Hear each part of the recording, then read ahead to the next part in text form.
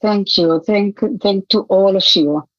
The story of the rehabilitation center several years ago, back when I was chair of Hadassah International Israel, I met a young soldier who got wounded during his military service.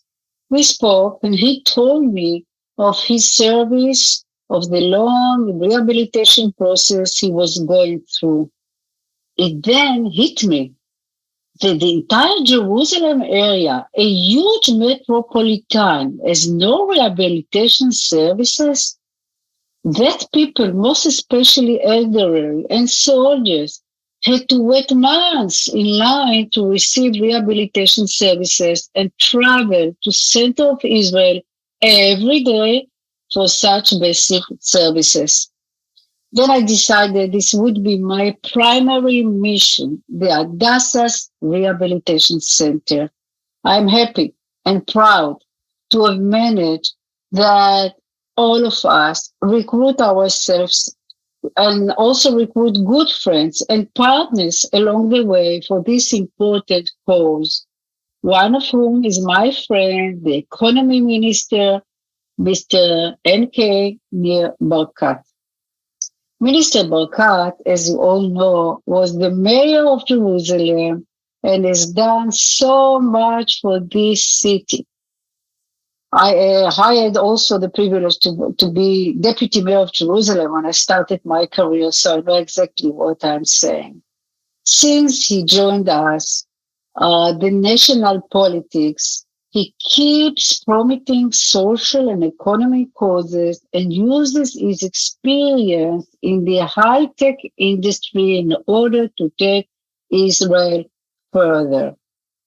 He is a personal friend and has helped us a lot over the years, and most especially a true supporter of the Rehabilitation Center in Hadassah.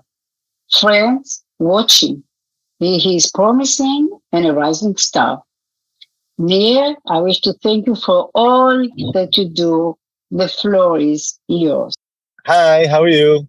I am sorry for being in the car. I just came from the south, from some of the kibbutzes that unfortunately were slaughtered. I went to meet the heads of the kibbutz. We went around to tour. Um, I went to kibbutz Be'eri.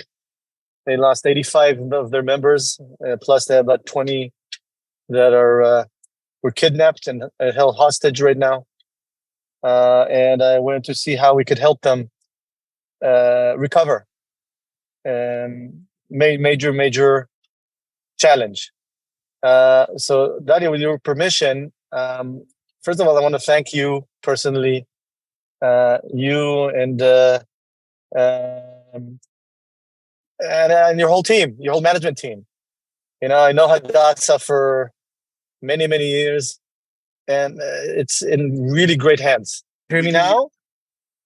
Yeah, I'm Yes. sorry for being on the roads. I'm just doing my job, trying to on the way back from the south. Dalia, first of all, I want to thank the Hadassah organization. As ex-mayor of Jerusalem, you know how much I love you, how much I know that you care about the hospital and Yerushalayim and the whole country. And that's why when you asked me, Dalia, to speak to the people of Hadassah, I said immediately yes. And so I also want to tell Hadassah organization that you're in really great hands. I know Dalia, I have some perspective, and Dalia is doing a phenomenal job in managing and leading Hadassah. The relationship with the government, the relationship with the employees and doctors, it's just working phenomenally well. I also want to thank Yoram Weiss for his phenomenal job. I went to see some of the wounded soldiers and wounded people, and I went with Yoram to see them, and they're really thankful for the care and the professional help that Hadassah has been given our soldiers and wounded people. Now, as a Jerusalemite, Hadassah is part of my life all along. So I'm really happy that we have time to speak a little bit. With your permission, I want to give you some perspective on the way I see the reality. Um, the horror that we saw uh, coming from the monsters of Gaza is beyond imagination. We have never seen anything like this from the times of the Nazis. And some people say it's even worse.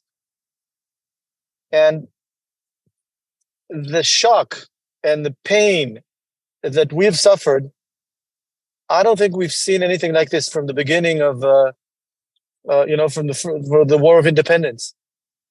And the majority of the people that were unfortunately lost their lives and got wounded or taken hostage are innocent civilians.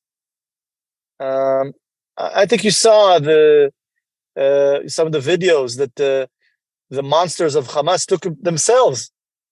They took it themselves, and they were so proud of what they're doing. Now, Israel's recovering. The government, the people of Israel, has decided that we're going to take Hamas out completely, wipe them off the face of the earth. Similarly to what happened to Nazi Germany or Imperial Japan.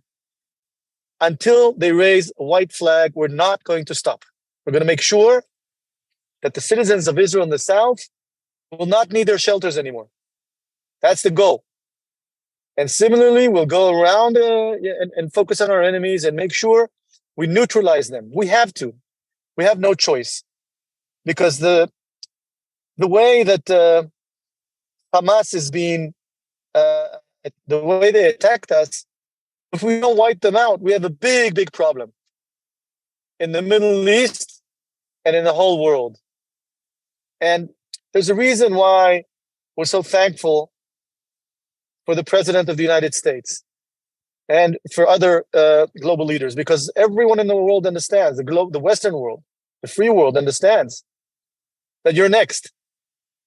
What we're going through with Hamas, the radical Islamist jihadists, they see the Jews and unfortunately non-Muslims, the Christians, the Jews, on the same line. And this is not just Israel's challenge. So we're all committed to finish the job. We didn't start it, but we're going to finish it. And it's taking, it's taking a toll. We're paying some price. Our wonderful soldiers are fighting in the front lines. But the motivation is huge. And I'm telling you, we're so proud of our soldiers. The soldiers want to finish the job. There's no hesitation. Now, in the home front, we have many challenges. Completing, working with the wounded. Hadassah has a major role there.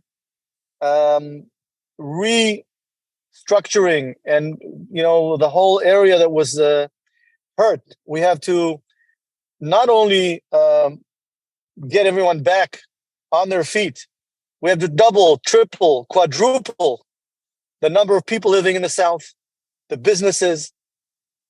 From my perspective, we need to do something that is similar to ground zero.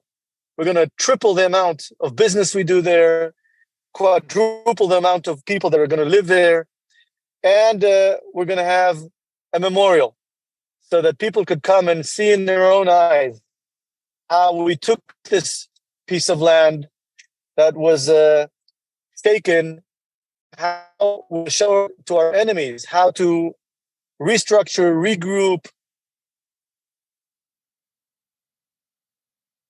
sit on that land in a way that is far, far.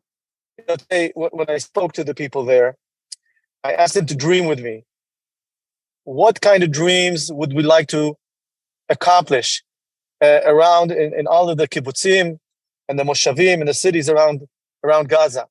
Because soon enough, once we finish Hamas off, we have amazing opportunities of growth and hopefully I got some smiles on their faces with the tough times we're all going through.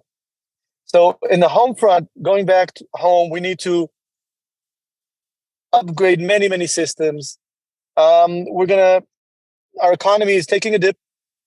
But I know that immediately after we finish this war, we're going to have a huge boost, economic boost. This crisis is going to be a major opportunity into the future. So, Dalia, my dear friend Dalia, thank you for the opportunity to speak.